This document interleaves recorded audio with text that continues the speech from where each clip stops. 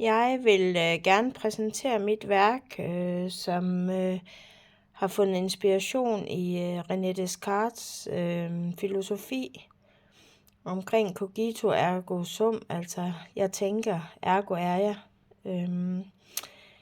Jeg har valgt værket som lidt et værk, hvor man selv skal tænke sig til forståelsen af den. Og det har jeg gjort ved at sætte de her søm ned i hjernen, der ligesom skal indikere, at der er hul igennem til de inderste følelser, men også al den smerte, som man oplever livet igennem, men hvor der selvfølgelig også er glæder med indimellem. Jeg har valgt at lave værket lidt forvrænget, lidt surrealistisk, ved simpelthen at lave den her, man kan nærmest sige uæstetisk fortolkning af det, med at en næse, der ikke sidder, hvor den skal, et øje, der er ved at poppe ud, et andet øje, der er lukket, ligesom for at indikere den her drømmetilstand, man nogle gange kan befinde sig i. Og så har jeg også valgt at trykke hovedet meget flad, igen for at lave det her lidt sådan surrealistiske univers omkring de gamle æstetiske værker, der ellers stammer tilbage fra Grækenland og oldtiden.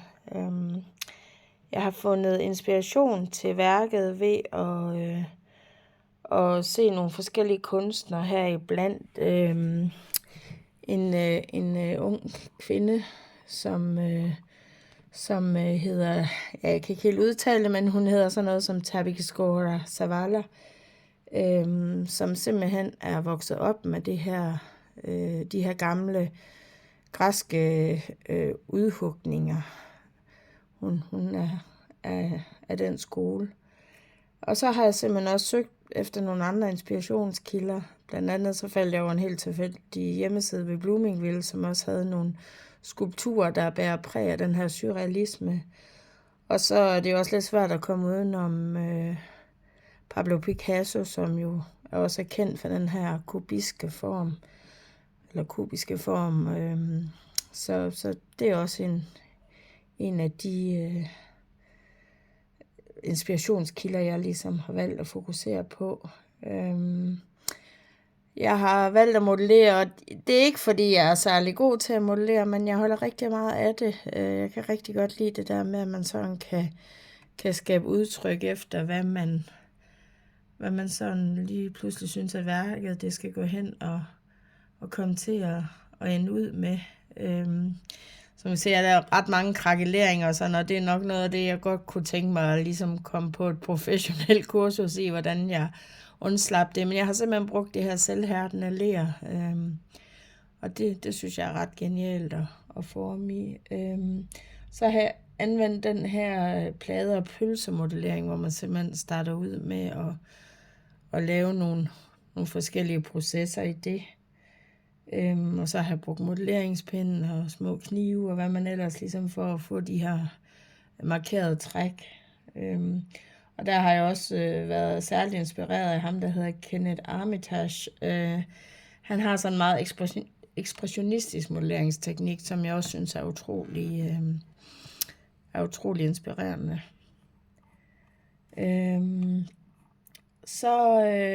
Altså det med lige at komme frem til, hvad værket det skulle indeholde, det gjorde jo selvfølgelig også, at man skulle igennem nogle forskellige ting, men især det med eksistens, det finder jeg rigtig interessant. Men også det her skæve eksistens, som man jo egentlig kan sige. Og det er også derfor, jeg har valgt den her meget særprægede form med det her udpoppende øje, men også de her skæve vinkler. Fordi jeg synes jo egentlig, der er mange skæve eksistenser, der er mange skæve tanker.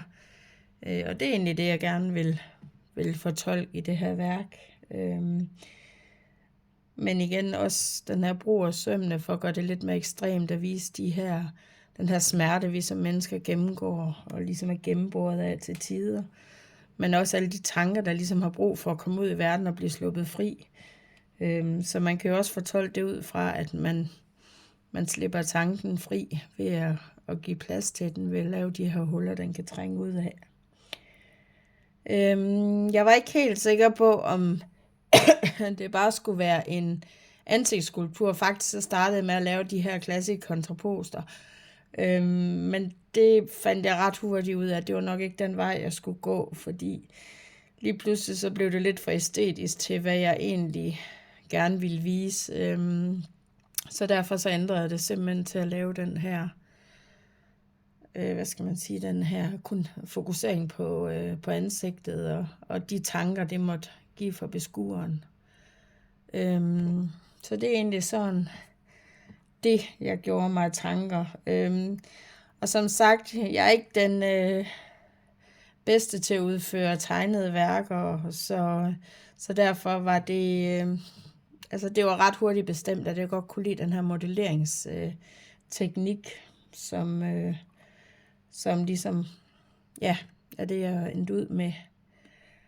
Så kan man sige, nu snakker man også meget om samtidskunst, og jeg har jo egentlig forsøgt at ændre den her græske æstetiske teori, og så lave det om til noget samtidskunst, fordi vi lever i en verden, hvor man er meget fokuseret på, at der er mange forskelligheder til, og det synes jeg jo egentlig også, at værket symboliserer ret meget, at man er meget forskellig, og der er ikke kun én måde, man ligesom kan være på, men man kan godt finde nogle flere facetter.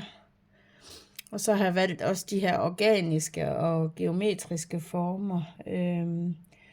Og igen, så har jeg valgt den her hvide lerfarve. Jeg ved jo godt, at hvid ikke er en farve, men det er også ligesom for at ligesom komme tilbage til de her gamle skulpturer, der blev lavet i marmor eller granitsten og terracotta.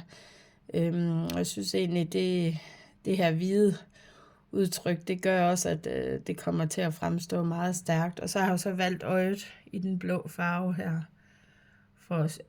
simpelthen for at symbolisere, at det er et åbent øje, og det andet, det er et lukket øje.